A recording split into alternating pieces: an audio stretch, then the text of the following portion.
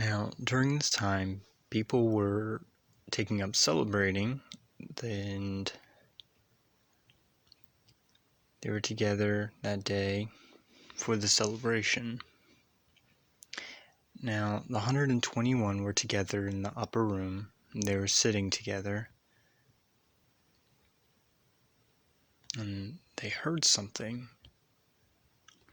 It sounded like a really strong wind blowing around the room, and they could hear it very clearly.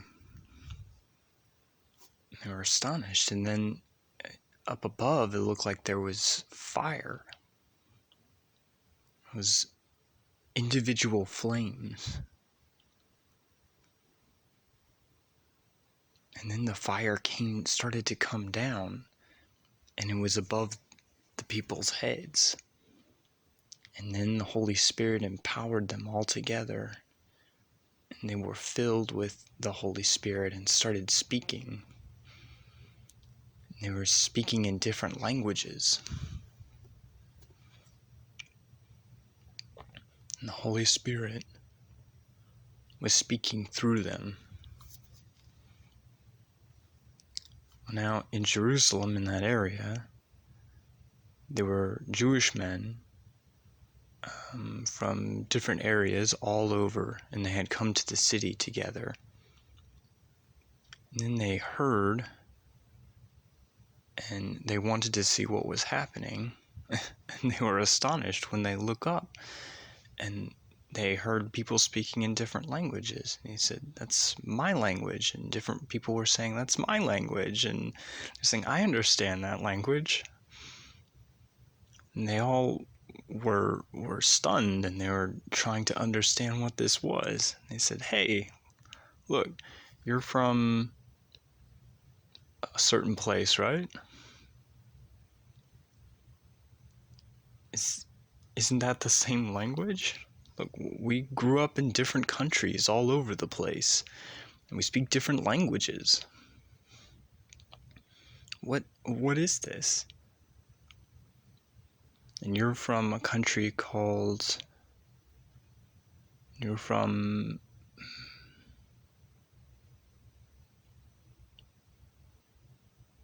Judea, Joppa, Asia,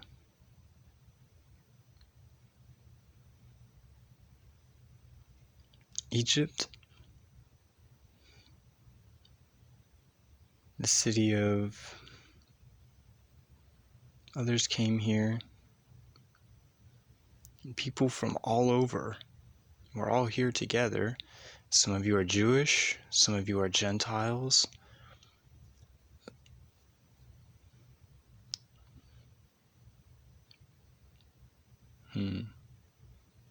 We all speak different languages. So how are we understanding this? God.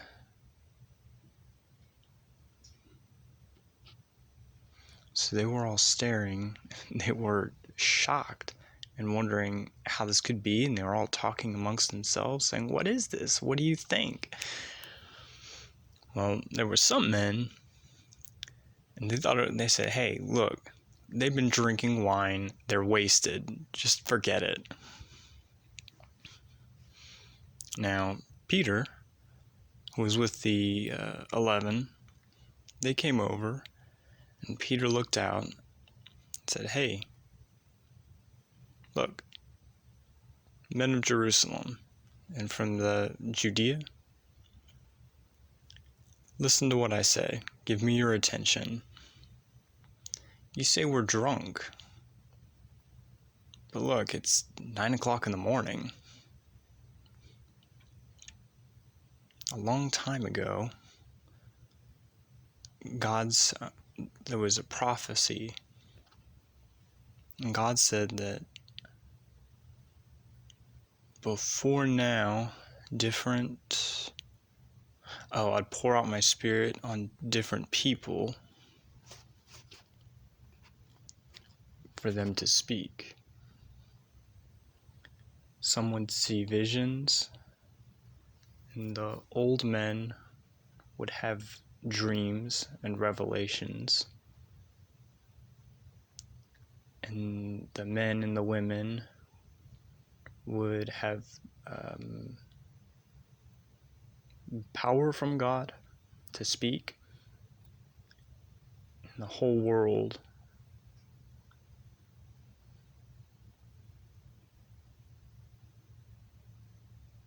would know from then on what happened. Now you need Jehovah will... Oh, the moon will turn to blood. Or anyone who depends on God will be saved. Now, Israel, give me your attention.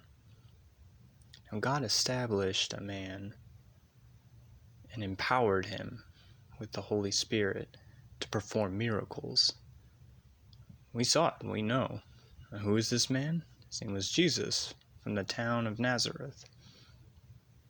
And look, you all arrested him, spurned God, handed him over, and he was killed. And you understand all that a long time ago, God decided that it had to happen that way. He had to suffer, die, and be buried. Now, was he stuck in the ground? No. God empowered him, and he was resurrected back to life. Now, it's true that he was buried and in the ground, but he couldn't stay there. Why? Well, a long time ago, David said, I spoke about him and said, Jehovah, you have my focus and I'm not distracted. Why? Because you support me.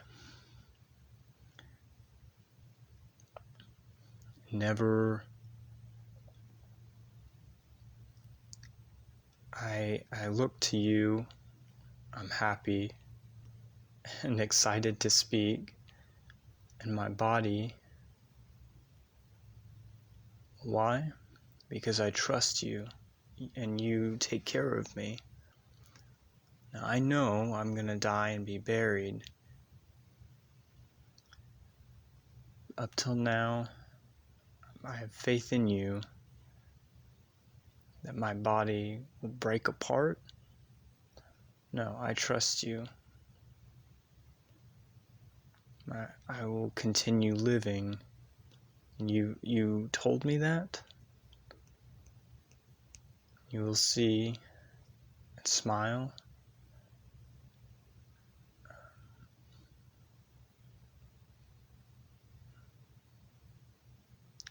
Now look, men, brothers, you know a long time ago, David was responsible for family leaders who died. People carried the bodies and put them in a tomb, right? You all know that. Now, a long time ago, there was a prophecy about someone who would sit and control God would choose someone from the family lineage of David to be in control. Now David knew this, he would die and be resurrected, and he talked about it. Now he's buried, and God, his body is decayed.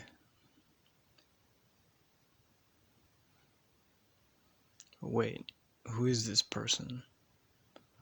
Jesus, and God brought him back to life. We all saw him, and we told people about it. And now, where is he? God has established him on his right side and has empowered him.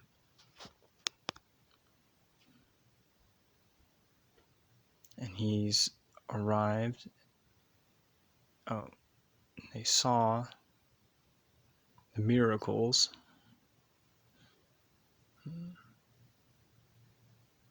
You all, did David raise to life? No. So who's it talking about? He said the Lord was empowered and said, come and sit at my right side and wait for a time, and everyone who opposes you, I'll take them and I'll put them under you. And so it'll be like you're sitting on top of them.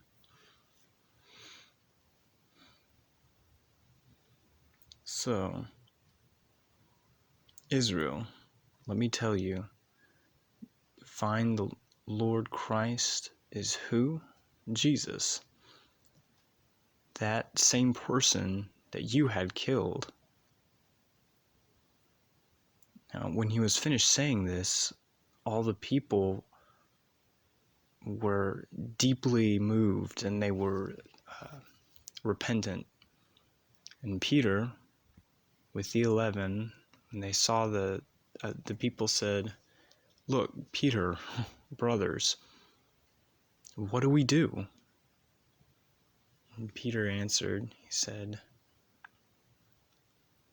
turn, set aside, and accept Christ, and be baptized, and God will look down and forgive you and empower you with the Holy Spirit and give you the gift of the Holy Spirit that God promised to give. Who? For you and your children and people everywhere to come. How many God decided to establish, or to bring, God chose to bring in.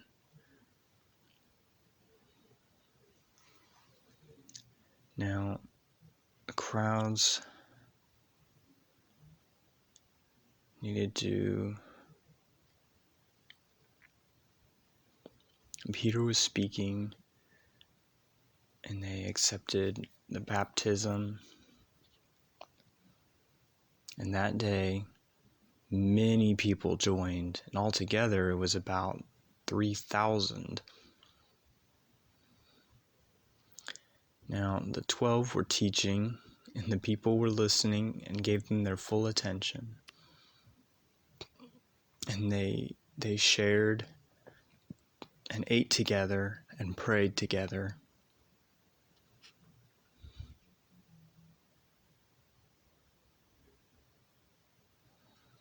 So, the 12 disciples were performing miracles, and the people saw this and they were amazed.